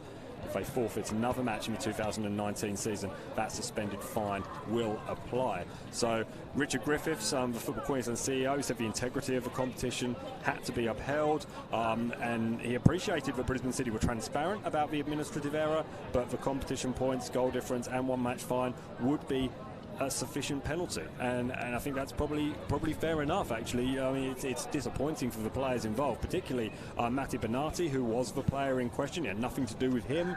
He just wanted to come around and play his football, the centre-back, and but there has to be a penalty for that, and it was a severe one for Brisbane City. It left them rooted at the bottom of the table. Yeah, definitely. I think it's obviously one that clubs want to avoid, but you have to make sure you stamp on these early on and make sure that any errors, we just try and cut them out of the game early on, because there is so many more international players coming over here and playing, especially in our national Premier Leagues and the Queensland the QPL as well. So to make sure we get the rules correct, and yeah, we get on with the game as per se, but obviously the admins there just had an error, but they put their hands up in the air, like we say. The National Premier League is, of course, really meant to be a competition where we develop young Australian talent. So, with international players coming into the field as we get back underway, and Moreton Bay United doing so in the yellow shirts, kicking from right to left, and they get things going early as Kristen Waters for Olympic hammers that ball upfield towards Nicholas Bernardi. There's some sort of bass music going on in the background as Chom Arop is called for offside. Does sound like someone's having a party somewhere, doesn't it? Well, hopefully we'll have some goals in this game to get this party started. As yet, both teams have had their opportunities in the first half, but not able to really make the most of them, and that's the reason why we're locked at 0-0. Olympic probably looked more likely in the first part of the game and the first part of that first half, but then towards the end, Chomarop in particular had 2 really great chances to break the deadlock and break this game wide open. Yeah, he did. 5 minutes, they kind of came alive, didn't they, to be honest? There wasn't too much from the Bay, and he's left a foot in there. Lucas will be shown a yellow card, and that was for the foul on Janowski. Janowski looks like he's okay to continue. Janowski, who had a fairly frustrating first half, hardly got himself on the ball at all, but he hasn't able to pick himself up, and just feeling the Achilles there. And they can be quite nasty, those from Chris Lucas. I don't think it was particularly malicious in intent. He's certainly hasn't been that sort of toxic environment in this game so far. Nevertheless, too many tackles like that, it can end up developing. It definitely can. I think it was just letting him know he's there in the second half. It's going to be interesting to see how they come out. It seems like Moreton Bay have come out a bit more feisty than they did in the first half. So it's interesting what the coaches have said in the dressing rooms. Shelford Diaz plays the ball inside to Kazuya Ito. The run was by Lucas. Instead, the ball went in the direction of Alex Smith, and Shelford Diaz manages to bundle his way through and win the ball back. It's a poor first touch to lose possession there. Only 30 yards out of your goal as well. Should really be getting the ball under control and moving it on pretty quickly. It puts Moreton Bay United right on the back foot, but then James Kumineo gives the ball straight back, and Chomarop, who was fairly listless in that first half, apart from the 2 chances he had late, was able to latch onto that ball, but it's kept in by Costa Passaros, and Olympic will build again now, taking the ball over halfway is Kazuya Ito. He skids past one challenge out of Omar Siddiqui, and Kazuya Ito is forced back. Alex Smith, lots of space all of a sudden. It's behind Chris Lucas, apologies. Getting confused with the Western Pride player. Now here's Dolores Chuashime picking up possession and trying to launch this ball forward towards Declan Smith. It was a free kick in the end, I think, and it will be taken by Kristen Waters. It's definitely been interesting first couple of minutes in this half, and you can tell they've probably had a bit of a wake-up call, I'd say, from their coaches, the way they're coming out here. Neither coach would have been particularly pleased with what they'd seen so far, although Porianabi probably would have been happier, perversely enough, because his side hadn't conceded and had looked like scoring towards the end of the first half. But here's an opportunity, perhaps. Unfortunately, it intersected the runs of Jez Lofthouse and Chris Lucas, both of whom look towards the assistant on this near side, perhaps suggesting that Cousineau was outside his area when he released that ball. Nothing doing, says our total scores official, and Alex Smith. Good work from Alex Smith to take the ball off Siddiqui, and Jez Lofthouse now looking for an option ahead of him, decides to go himself into the space, takes on Dolores Tuashime, goes past Dolores Tuashime, who fouled surely Jez Lofthouse right on the edge of the penalty area. A free kick in a very dangerous position. Jez Lofthouse, who's no stranger to being fouled on a fairly regular basis when he embarks on those runs, is ready to take this free kick, although he may have to defer to Alex Smith. He may do, but I tell you what, he looked electric there. He's looking like the threat for Olympic against Moreton Bay. He's getting the ball under control, taking it to them. That change of pace is fantastic and phenomenal when you can do it as a player. I've unfortunately never been able to do that, but as you can just change the pace really quickly, and like you say, it was close to being in the box there. Especially where Alex Smith has placed this ball. It's pretty much a ball's width away from that white line on the corner of the box. Will Kitchen said that he thinks Olympic are going to win this one 3-0, and if they're going to do so, they'll be wanting to score fairly sharply after the break, and a bit of pushing and shoving involved on the edge of the area around the penalty spot, in fact. And the Olympic support are in fine voice behind us. They'll be willing this ball into the back of the net. If we do eventually get things back underway, Smith gets it up over the wall, and it was aimed towards goal, in fact, and it hit the side netting. And I think Cousineau will be pretty pleased that it went the other side of the post, because he was almost caught napping there. Did cover the ground fairly well, but that was a really fine shot from Alex Smith. It was interesting tactic, wasn't it, he took there. He definitely caught everyone off guard.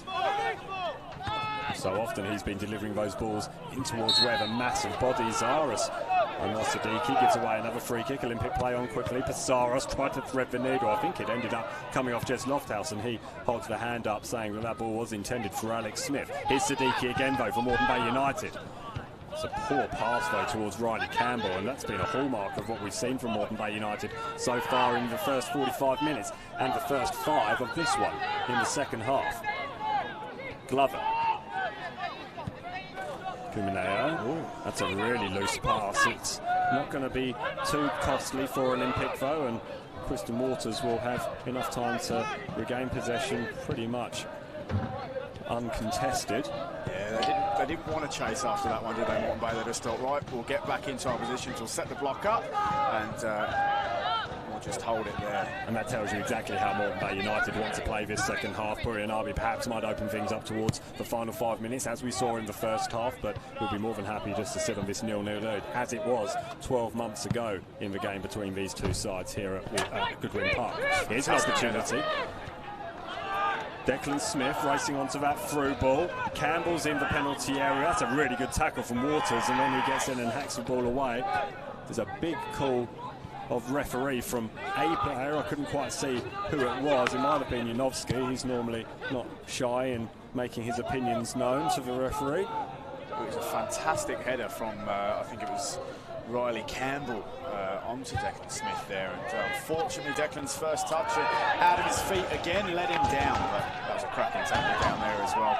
Looks like Jay's gone down. Lofthouse has stayed down. It was a good tackle, ball and all. Here's an opportunity at the other end. Riley Campbell, we spoke about the game being closed down, and suddenly it's opened up all of the sudden here at the start of the second half. Campbell couldn't find Janowski. That's a poor ball from Campbell. He's going to have another opportunity though. Here's Delors Turashime. Turashime looking for an option. There's not too much ahead of him, but it's headed clear by Glover. Turashime didn't look interested in trying to get that one or challenging Kazuya Ito for it, and here's Jez Lofthouse back on his feet and looking threatening as he moves forward. Has an option ahead of him in Alex Smith.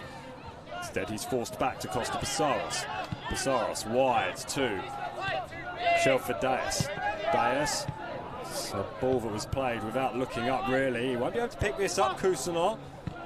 And he plays it safely out into the grandstand here beneath us, and well, that was a rambunctious couple of minutes, going from one end of the field to the other as if we're watching a basketball game. No scoring though, unlike a basketball game, it's still 0-0. Yeah, the keeper had no option there but to get it out. And yeah, like you say, it's been a full-on couple of minutes here with both teams taking the attack to one another, which is brilliant to see. It's what we want, right? An exciting game of football, and it's, I'd imagine, what the viewers want as well. Sam has space all of a sudden in the midfield. Delors Turashime picks off his pass though. It's only as far as Kristen Waters. He'll play the ball out to Ito, more of a deft player. And it might fall fortuitously for Jez Lofthouse after he couldn't control the initial pass. Instead, it's gone out to Chomarop over on that far side. Neat footwork from Chomarop. Then more luck than ability to get the ball on the second occasion. He tries to play the ball towards Campbell. It's cut out though, but neither side able to play their balls at the moment. Here's a ball through to Declan Smith. What a save that is by Brandon Kumineo. That's a fantastic opportunity for Moreton Bay, and unfortunately another chance goes begging again for either Olympic or Moreton Bay. We can't get a goal, but again, fantastic save there, like you said. It's interesting to see how the two teams are setting up their attack. Moreton Bay are a lot more wide to start with, whereas Olympic like to try and find that number 9 in there to then play off out to the wing. So it's really interesting to see how the two teams set up tactically. Declan Smith has only scored 5 goals in the last 3 seasons. Apologies, hasn't scored yet this year. He's not going to get too many better opportunities than that through on goal with just the keeper to beat. But when that goalkeeper's Brandon Kumineo, you do have to make it somewhat better placed than Smith was able to do so. Here's Kazuya Ito. All the space in the world on this near side for Shelford Dias. Ito's continued his run, and he'll pick up the ball on this near side under significant pressure from Campbell, who's back defending now. He wins the throw, and that's really good work from Moreton Bay's number 9. Yeah, he's done very well this second half, winning the ball, creating opportunities for his teammates, but also closing them out for the other team. He's definitely been fantastic this second half. Saros to Lassam. Lassam's hopeful ball forward towards Lucas was not quite on target, and again it's the final ball from both of these sides. It's just not working out for them. That's a clever ball from Kazuya Ito, switching the play over towards Jez Lofthouse over on that far side. Lofthouse likes having space in front of him. He particularly likes it when that space is filled by Costa Passaros. Passaros is pushed out over towards the far side and wins a free kick after an over-exuberant challenge from Nicholas Bernardi, and a really good opportunity again for Olympic to deliver a ball into the far side. Yeah, I'm not sure if that was Nick or not there, maybe took that tackle, but who is he's gone down injured, whoever it may have been. A little bit of a problem over on that far side. And you're right, it's not Nick Bernardi, it's Riley Gwynn-Jones. But Moreton Bay United are down to 10 men. Gwynn-Jones is off the field, so Alex Smith is under no obligation to delay the taking of his free kick, and he's showing no inclination to do so either. It's fantastic cover, though, that he's done from the centre-back position to come out and close it in. Ball's aimed towards Waters, it's headed clear by Tabillon. Hooked back in by Lofthouse to Smith. Smith with the ball towards Glover. Glover's still got the ball at his feet. Free kick is given. Yeah, he's given a free kick. I'm not sure what that was for. It skipped past me in all the excitement of nearly a goal. You're getting closer, you'd have to say, to the opening goal in this game, but it is still goalless. And just over 15 minutes gone. Rhys Gwynn-Jones is back onto the park. It's Siddiqui.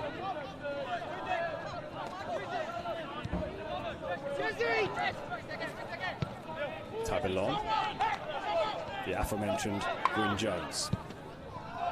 Poor ball, headed clear by James Kuminea, whose brother Brandon did such a fantastic save just a few moments ago from Smith. Pissarros. Lucas, not quite on the same wavelength. The heads go up and backwards, eyes skywards, just lamenting the fact that they were unable to be on the same page of that particular novel, a novel that would have had Olympic taking the lead, you'd have thought, but unable to do so, and the ball once again is played around in the midfield. Olympic have possession though. Smith switches play over towards the near side, and Zelfi Nazari is on the field. I missed that substitution, must have happened at half-time. Nazari to Jean-Philippe Lassam, who has space. Costa Pissarros flicks the ball in. It's comfortably dealt with by Cousinon. Not a single Olympic player made the run.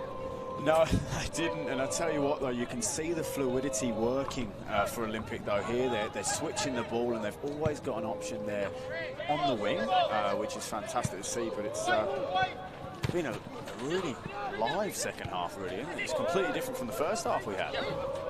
Much more effort being put in by both teams going forward.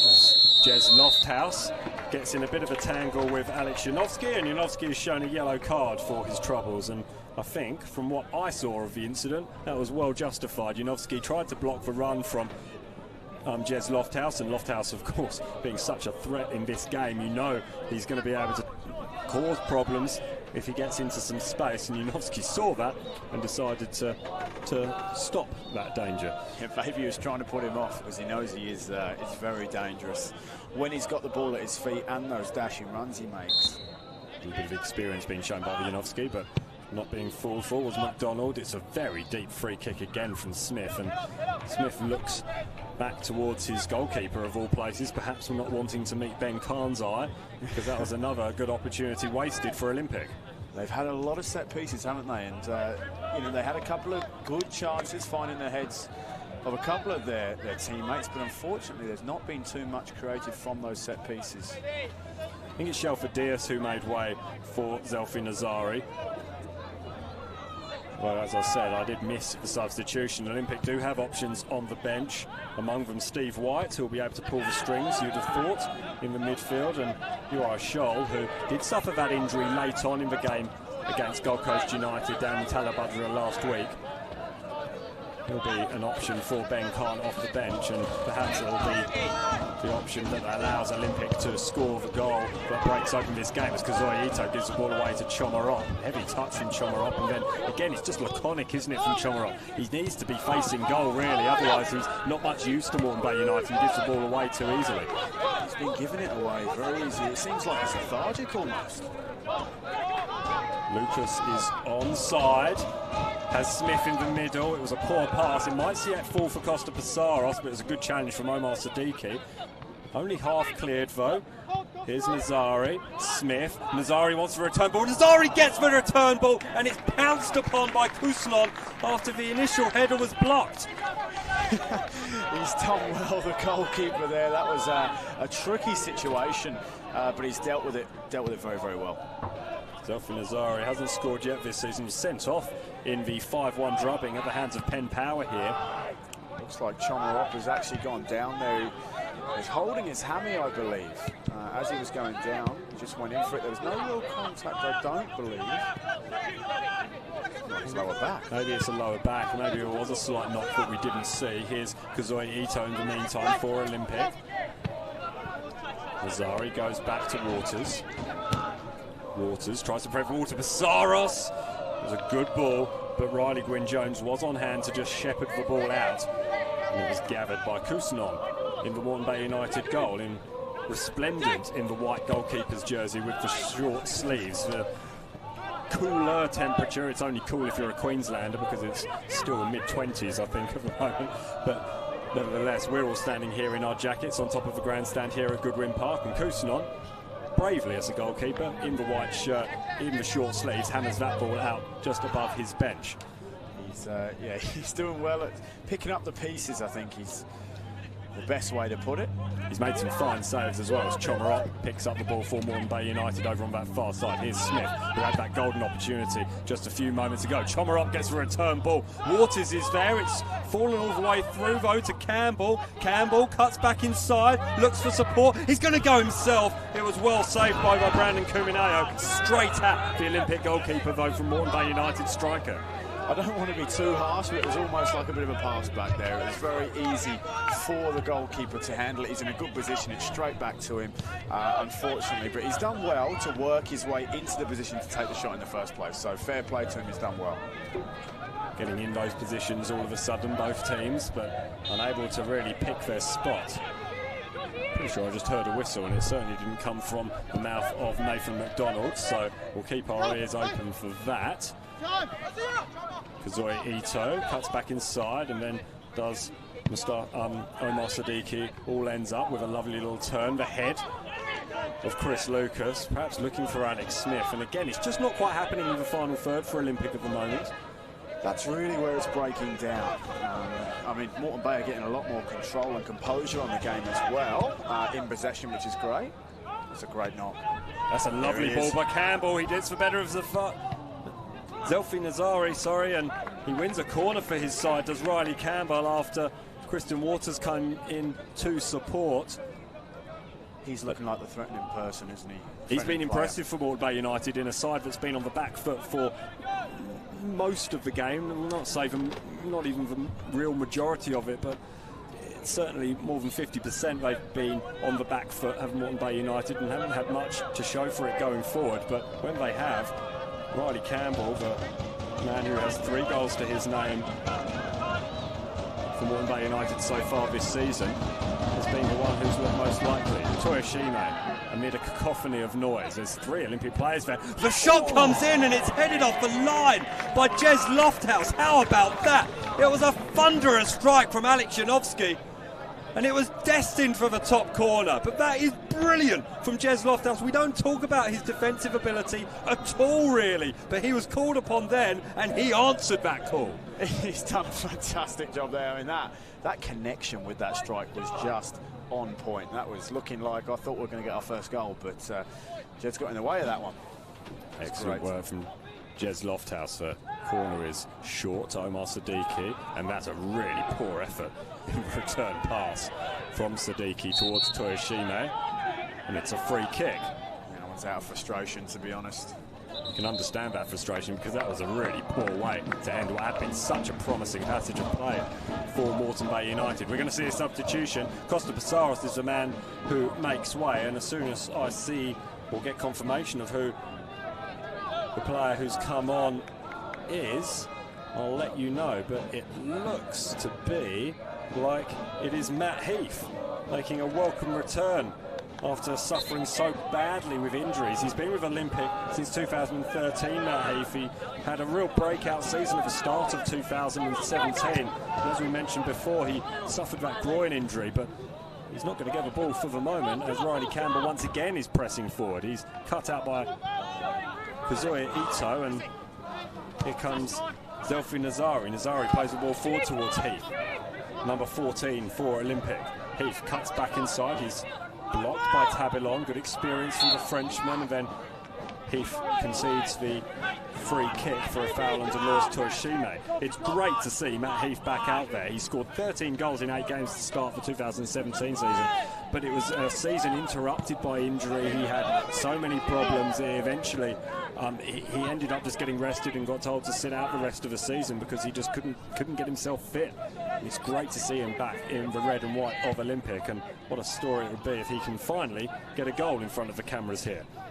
It's never easy, is it, having to sit out because of an injury. And no, it's good to see him back out there, and he's looked lively in the first kind of 30 seconds he was active there. It's brilliant. It's the second time he's been involved in a match so far this season, so good stuff from Matt Heath. There's a lot of psychological things that come into play as well with an injury, trying to go back into the tackles. Are we able to try and do the turns, especially with a groin? It's a hard one to come back from. So no, it's good to see he's back out there, and he didn't look like his mind was in the way of himself there either. Here he is on the ball. Imagine when it's a chronic injury like that as well, you don't feel like you'll be able to push yourself and push your body to its limits. And that must be something that has to come into play as well, from training as well as in matches and in game situations. Here's Kazuya Ito, no stranger to pushing his body to the limits. That's a lovely ball by Alex Smith, but Chris Lucas was just offside. He doesn't hit the target in any case, but lovely little interplay there, and Alex Smith just showing his class with that lovely little back heel. Oh, it was fantastic. I mean, I feel for the referees in a situation like that, because that's a hard decision to make. It wasn't too obvious to the untrained eye there. Certainly not from our position. Our Total's assistant on this near side obviously had a much better position, but you're right. I mean, especially when it's probably a little bit unexpected from the assistant as well to see the ball suddenly fly through towards goal, and you have to question yourself and question in your own mind whether or not you saw the player offside. It's that ball played through by Jean-Philippe Lassam is cut out by Janowski, who had a golden opportunity, another golden opportunity. Philip, you've said that a lot so far this evening without having any payoff, because it is still Olympic 0, Moreton Bay United here at Goodwin Park. Simon Smale and Andy Allen alongside each other for this match, and bringing it to you for footballqueensland.com.au. Haven't seen a goal yet, but we have not been far away from having it. And Moreton Bay United actually have the better of the chances in this second half.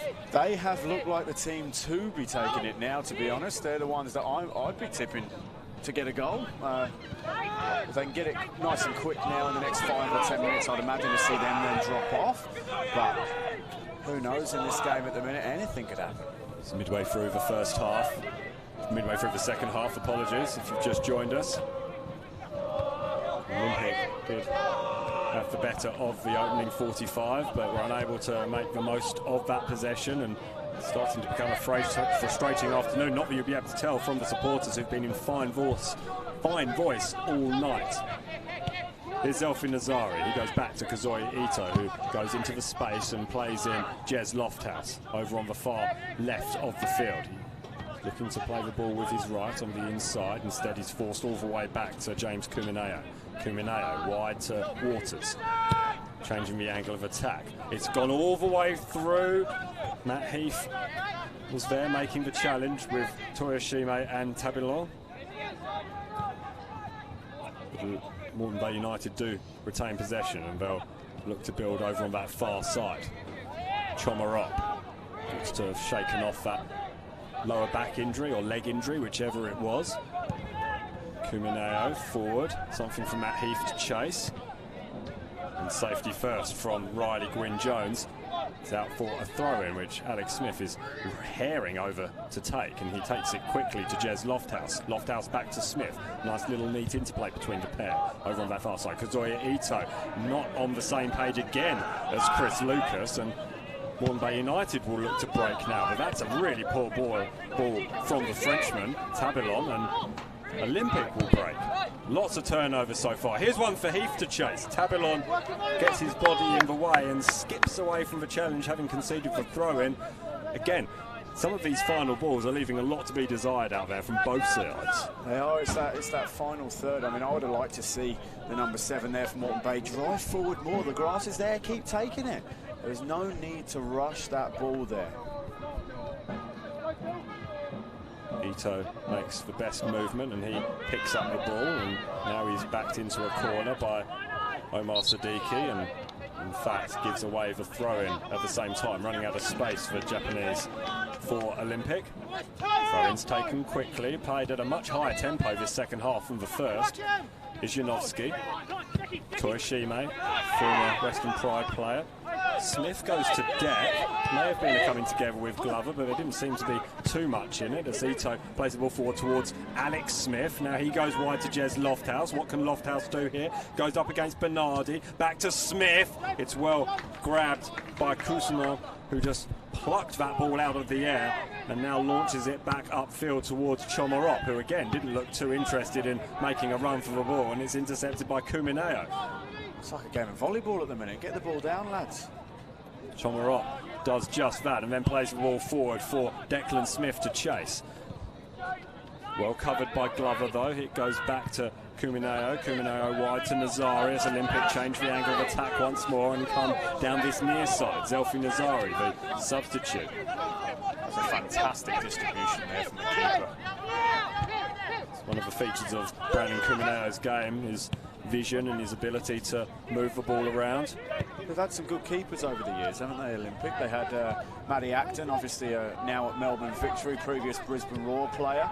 Here's Smith, played through in goal, and it's a chip. Oh, it's into the top corner. How about that from Alex Smith? You had a feeling it would take something special to break the deadlock, and Alex Smith has provided just that. A sensational strike, and Olympic have broken the deadlock. Olympic lead Moreton Bay United by 1-0. Fantastic. I tell you what, like you just said before, he's showing his class in the game, and that was just that. Very, very classy finish. In the top corner, there is no stopping those. Absolutely perfect placement from Alex Smith. He did so well, the 33-year-old former Wellington Phoenix player. Managed to get into that advanced position, an advanced position from which he terrorised Moreton Bay United in the FFA Cup in his debut for Olympic last year. He scored a hat-trick in that game at Walter Park that dumped Moreton Bay United out the cup. He has come back to haunt Moreton Bay United here. Now, it's going to be interesting now to see how Moreton Bay react. Obviously, they've gone a goal down, and now what's the tactics going to do? They have to go for it now. They can't sit back anymore and invite that pressure from Olympic. They've now got to go and try and get a goal back. And funnily enough, they had looked likely to do that in this second half. They've been really showing a lot more inventiveness than I think we've been giving Moreton Bay United credit for. They've had a tough start to the season, and I think some have suggested that the style of players perhaps caught up with Moreton Bay United, but nevertheless they look to be showing a little bit more inventiveness there, and they have won a corner over on that far side that Dolores Toyoshime will wander over to take, and if they can get a goal back here, then suddenly this game will have burst into life. It's a poor delivery though, and it's headed away at the near post by Zelfi Nazari. They've wasted 2 corners now that they've had lately, and you've got to be getting the ball past that first defender. Offside is the call. I'm not quite sure who it was against. It could have been a number of Moreton Bay United players that were in fact in an advanced position there. It might have been Chomorop, it might have in fact have been Riley Campbell, or indeed Declan Smith, any of those three. But like you said, it's a wasted opportunity really. But then, having said that, we've seen a lot of wasted opportunities from both sides so far in this game. We definitely have, and we have seen a couple of magnificent saves as well, but a lot of wasted opportunities, and it's obviously come back to bite Moreton Bay. Cousineau has been impressive in the Moreton Bay United goal, and you just felt it would have to be something special, and it really, really was, as Omar Siddiqui is taken out late, and he is the beneficiary of a free kick. Jean-Philippe Lassam shown a yellow card for his involvement in that foul. It looked like he just pushed Omar Siddiqui over off the ball after Siddiqui had played it forward, and it's a fortuitous free kick really from Moreton Bay United, because it looked like it was a rather aimless ball forward from Siddiqui, but they'll take it. Yeah, they actually lost possession, but he had a couple of nice touches there, and he had the ball nice under control, but yeah, it wasn't really to anyone. Cousineau to Cosgrove, and the angle is changed as Gwyn Jones hammers this ball forward. How did he get there? And it was a poor ball again really from Moreton Bay United. These final third balls and balls into the final third just haven't been resulting in anything really from either side. As we look like we're about to see our final substitution of the night for Olympic, and we may well see a second substitution for Moreton Bay United, or maybe it's a first substitution for Moreton Bay United. I'm getting ahead of myself somewhat. It's interesting, there's only about 13 minutes left this half. It's gone absolutely super fast, hasn't it? It just skipped by us, this one, as it's been very exciting football, to be honest, and enjoyed watching it. Time flies when you're having fun, as Declan Smith is the man who makes way, and the man who will be replacing him, I believe, is Dong-Yu Kim.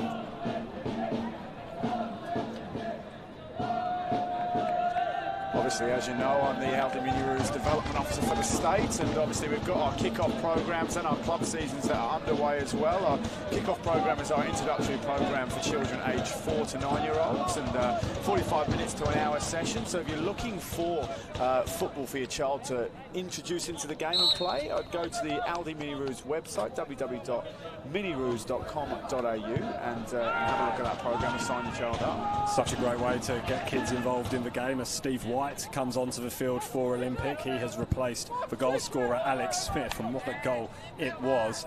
Just over 15 minutes remaining of the game. Broke the deadlock finally, belatedly, you'd have to say. There's been so many opportunities for both sides to perhaps make their mark, but it took something quite special from Alex Smith, a former A-League star who has scored plenty of goals against Moreton Bay United in his short National Premier League's Queensland career already for Olympic, as Jez Lofthouse somehow escapes past one challenge, two challenge, three challenges, four. He gets penalised and pinged by the last one. Chomarot managing to stick a long leg in there to steal possession. He in turn is dispossessed. The ball ends up with Chris Cousinon, but that was magical from Jez Lofthouse over on that far side. He had no space to work with and still managed to create an opportunity for his team. I tell you what, the first touch, the second touch, the third, everything there worked for him. That was fantastic. Very nifty with the ball at his feet. It's exciting to see. Here's White pulling the trigger right into the palms of Cousinon, who was well positioned, but Steve White making an immediate impact in the number 5 shirt for Olympic, as is the substitute for Moreton Bay United, Dong-Yu Kim. Was the ball out? Yeah, he couldn't keep that one in, unfortunately. But no, he's looked lively again. Obviously, the fresh legs help.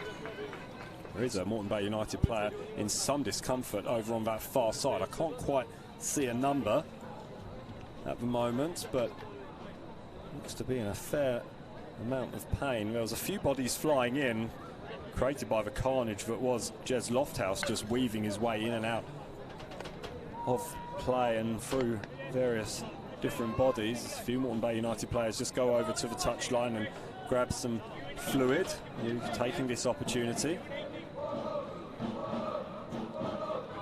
Sometimes you've got to take all the opportunity you can get to get a rest in, especially the second half. It's been go, go, go, but it's always disappointing to see a player, and he looks like he's in quite a bit of discomfort, but it's never good seeing a player go down.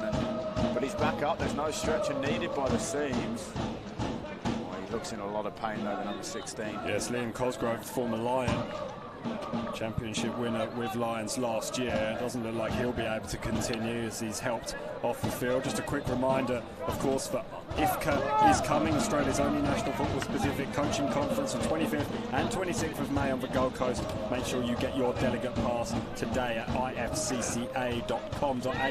And to find out all about IFCA, head to the Football Queensland website, footballqueensland.com.au. You can get that via social media at FootballQLD on Instagram, Facebook and Twitter.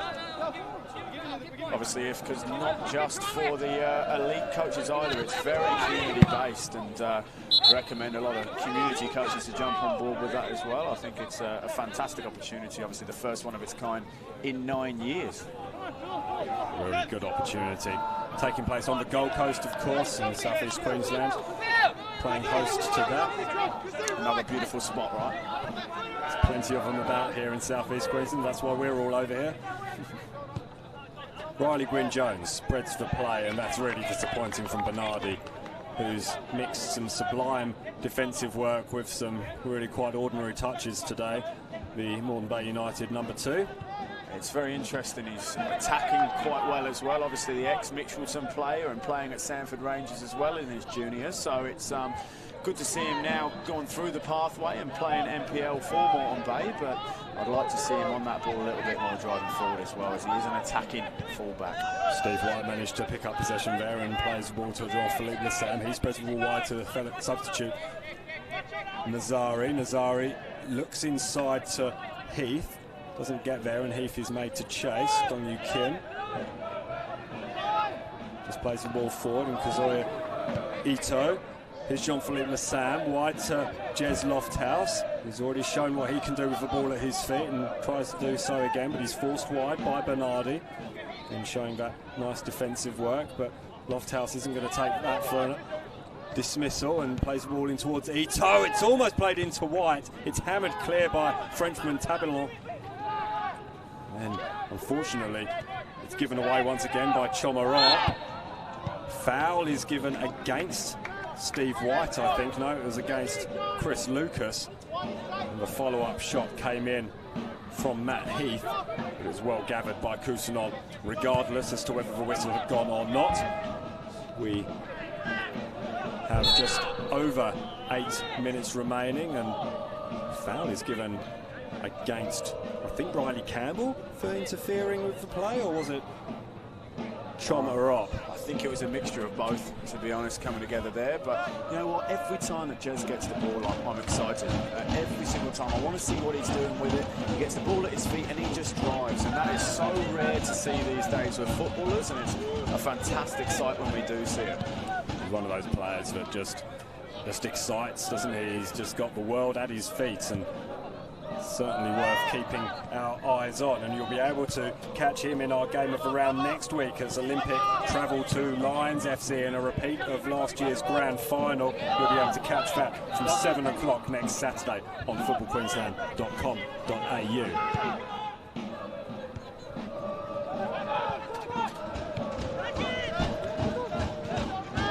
That's a great touch there. Well to win the ball out of that tackle. Always risky sliding in from behind, but he's actually won the ball very cleanly. Dickinson there, who actually scored his first senior goal against Olympic back in round 4 last year, a 2-1 defeat at Water Park.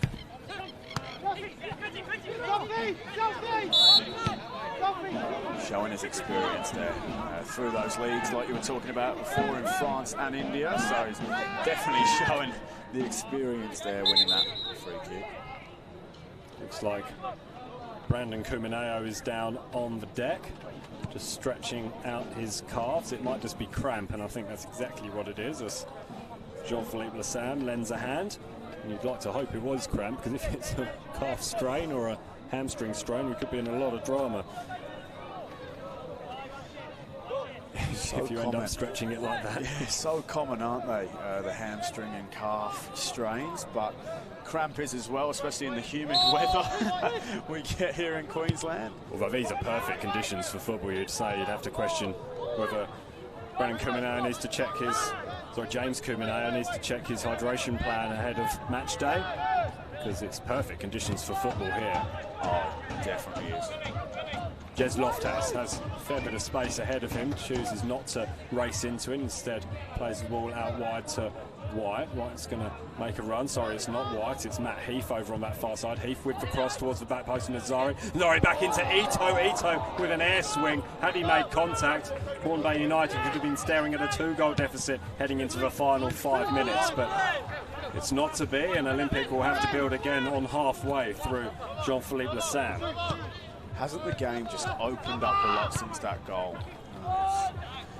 Moreton Bay have now had to go for it a little bit more and try and get not many opportunities they've created, but it's just opened that game up a lot. Yes, and yet in doing so, Olympic have managed to snuff out the chances a little bit earlier on, and Moreton Bay was posing quite a threat towards the middle of the half, and it took that goal really to settle things down for Olympic, as Jean-Philippe Lassam plays the ball out wide to James Kumineo, who has recovered from his short bout of cramp.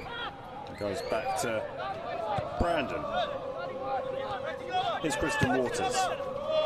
Nazari has space ahead of him. Has Ito ahead of him as well. Instead, the ball finds its way through towards Chris Lucas. Lofthouse on the outside. Lucas! Kusnon watched that right into his hands. It was a fine shot, but once again, it's just not been quite been Chris Lucas's night so far. No, definitely not. The keeper had that covered the whole way. It's an opportunity, but it's a half a chance in my eyes. I think, though, I would like to tip Olympic to score another here. They're looking very, very dangerous again. So I think they'll be happy if they get another one. We had one tip at 3-0 at half-time. It's not quite lived up to that expectation, but there is still 3.5 minutes remaining in this second half as ball aims towards Nazari, was tipped and ended up floating up and was dealt with by Yanovsky. Here's Omar Siddiqui. Siddiqui goes wide to Bernardi. Bernardi forward towards Chomarop. Ball never gets to him though because James Kumineo is there to play the ball out. Bernardi will take the throw, looking for an option ahead of him. Siddiqui is there, should he choose him. Instead he looks like he's going to go forward even further towards Chomarop. Jez Lofthouse gets a touch and that helps its way through to Jack Glover. Brandon Kumineo hammers it forward towards the substitute Matt Heath. It's a firm header from a Moreton Bay United head. It's found its way through to Nazari. Nazari asks a fair bit of Matt Heath this time on the other side of the field. Heath getting through plenty of work early. So that party starts up again beneath us in the grandstand. A party worth celebrating for Olympic. This was a game that had the potential to be a banana skin as Chris Lucas is penalised for coming through the back of Omar Siddiqui. Got a couple of people watching from quite far away. We've got Rudolph from the Congo, and we also have George from Nambia as well. So welcome to the stream, guys. Hopefully you're enjoying the game that you're watching. The second half has definitely been a lot more lively, wouldn't you say, Simon? Certainly has. It's been well worth tuning in for here on the Football Queensland live stream. Simon Smale and Andy Allen with you. Watching this one, it's a ball aimed towards Chomarop. It's hammered clear by Jean-Philippe Lassam. Tell you what, the clearances tonight have been very interesting. There's been a lot of scuffs, there's been a lot of high balls or not getting too far away. The clearances have been interesting to see, and there's always room for a second chance with some of them that are coming out. Is that the pressure that the attacking players have been putting on the defenders, do you think, or is it just a lack of composure? I think a bit of both. I think sometimes there's not too much, but I think because this second half's been very go, go, go, that I think the players just don't have that composure because it has been so quick. Siddiqui wore that one in a rather sensitive area.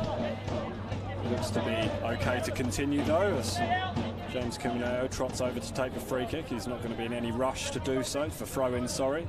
He won't be in any rush to do so regardless. Looking for an option ahead of him. It's rather half-hearted movement, particularly from Matt Heath, though eventually the ball is aimed towards Lucas. Siddiqui picks up the ball and then hammers it forward. We only have about a minute left, and whatever our Total Tools referees add on, it'd be interesting to see if Olympic start taking this one to the corner flag. Here's Lucas with an opportunity to do just that. He goes for goal instead. First time shot over his shoulder. Would have been a fine effort.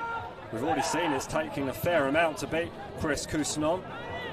He's in. That ball's forward towards Chomarop. He's got his ears back, but it took a really good tackle from Jack Glover, the centre-back, stretching every single inch of his long body to get back, and took a deflection behind for a corner. Moreton Bay United, you'd think, would press everybody forward here. Certainly Olympic are pushing everyone back. There's no benefit in keeping anyone forward. Tabalon is staying on the halfway, but there's no need for it. They're looking like they want to make a sub to Moreton Bay in the dying embers of the game. Is that going to be Mustafa Jafari, I wonder? Always a threat. It's bouncing around in the penalty area like a pinball. It took a couple of touches and it's out for another corner from the other side. That's a better delivery from a set piece for Moreton Bay United. That's been their best one yet. A bit of pressure on him, and he's actually taken the time, composed himself, and whipped that ball in very, very nicely. We're in time added on. Why are Moreton Bay United throwing everybody in as an Olympic player goes to deck very, very easily. He may well have got a touch, but a fair bit of professionalism there being shown, I think. And I think it was from Chris Lucas, who wins the free kick, and Brandon Kumineo, who would have had his heart in his mouth as that ball ping-ponged around his 6-yard box. we've got a substitute happening here. Riley Campbell is going off again. The reasons for this in time added on, perhaps not quite clear to everybody, but I'm sure Purianabi has a plan. It's interesting. And here's Mustafa Jafari, former Olympic junior, the 23-year-old Afghani who comes on to the field for what can only be a very brief cameo at best. Interesting to make a sub so late into the game, isn't it, when you're one down? Normally it's the other way around. Might get come off for Moreton Bay United though, as they win a free kick. But Janowski takes quickly out wide to Bernardi. Bernardi needs an option ahead of him, finds it in Chomarop. Arop looking for an option outside of the boots, inside to Janowski. Janowski wide to Dolores Tuashime, but that's really well cut out by Zelfi Nazari, and not much impetus being shown by Tuashime to get that ball back into play. Janowski plays the ball inside towards Nazari. Nazari goes down. Jafari, sorry, goes down. It was flamboyant, and it wasn't worthy of a free kick, or indeed a penalty. The flag is up for offside. It was called offside no matter what the situation was there, but they'll take plenty of time in taking this one, I'd imagine, as they just wind down that clock. Well, after we'd spent a good couple of minutes bad-mouthing Purianabi's choice of timing for the substitution, if Mustafa Jafari had won a penalty in that situation, we would have both been left with egg on our faces for sure. Wouldn't be the first time either, would it? That's why they call it the commentator's curse. Janowski rises highest for that one. Jafari has been thrown into the fray very, very late. Gets up to win that one and then bounces off a couple of Olympic players as well. It's picked up though by White. White has Nazari on the outside. Goes towards him, eventually plays the ball, gets it back though. Keeps possession. Olympic, as long as they keep hold of the ball, no, they won't be able to concede. I think it's the most composure either team's had, and it's in the dying end of the game. Bit of professionalism from Olympic as Lofthouse can't keep that ball under his control. Lovely touch from Chomarov. That's the best of the night from him, and he bundles his way through. Can't get past the pace of Jez Lofthouse though, and he comes back doing his defensive work and then just hooks that one ball into the corner. We'll hope that it stays in for as long as possible. It is out for a throw, and will Olympic try to box Moreton Bay United in? Not showing much enthusiasm to do so. Yeah, it's a good tactic, isn't it? Just get it in the corner and further us away from their goal as possible.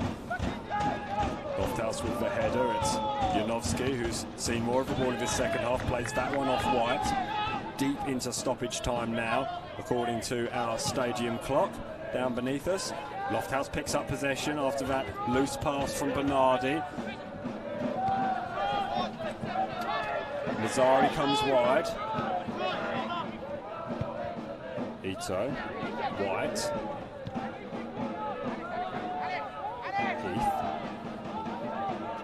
Heath will go to the corner. Heath holding on to the ball. Goes past Bernardi. Goes back round the other side. Excellent work from Matt Heath. Tried to play the ball inside towards Lucas. It's going to fall for Lofthouse. Lofthouse hammers that one into Janowski. Still in play. Tabillon, the Frenchman, hammers it forward fairly aimlessly towards the centre circle. It might work out for Moreton Bay United, yes. Janowski picks up possession. He's dispossessed though by Christian Waters, and Lofthouse now takes the pace out of the game. And Olympic will just pass the ball around amongst themselves. That's all they're looking for now, isn't it? Just keep the ball, keep possession, and don't let Moreton Bay have a sniff. Especially, how long do we have left? Free kick for a foul on Ito. Janowski just letting the frustration get the better of him and going through the back of him.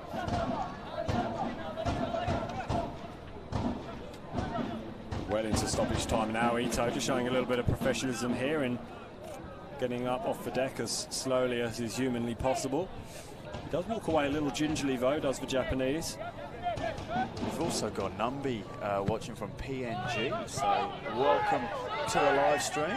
International broadcast from the National Premier League's Queenslanders. Zelfi Nazari goes past Gongju Kim, but that's the last we're going to see. Lazari won't have fond memories of the final play of this game, but that is a good win for Olympic. It had the potential to be a banana skin against Moreton Bay United. It's the first win that Olympic have had here at Goodwin Park against Moreton Bay United since 2015. So when you put it into that sort of perspective, it is a good result, but it always looked fairly comfortable. What do you think, Andy Allen? Yeah, I think it was overall the second half was a much better half of the two. I'm glad that it livened up, and I think Olympic, it was a touch of class there from Alex Smith to score that chip goal into the top corner, which was just magnificent. But they'll be very, very delighted with the win, as I thought Moreton Bay in the second half came alive a little bit there, and yeah, it was a fantastic win by all accounts for Olympic.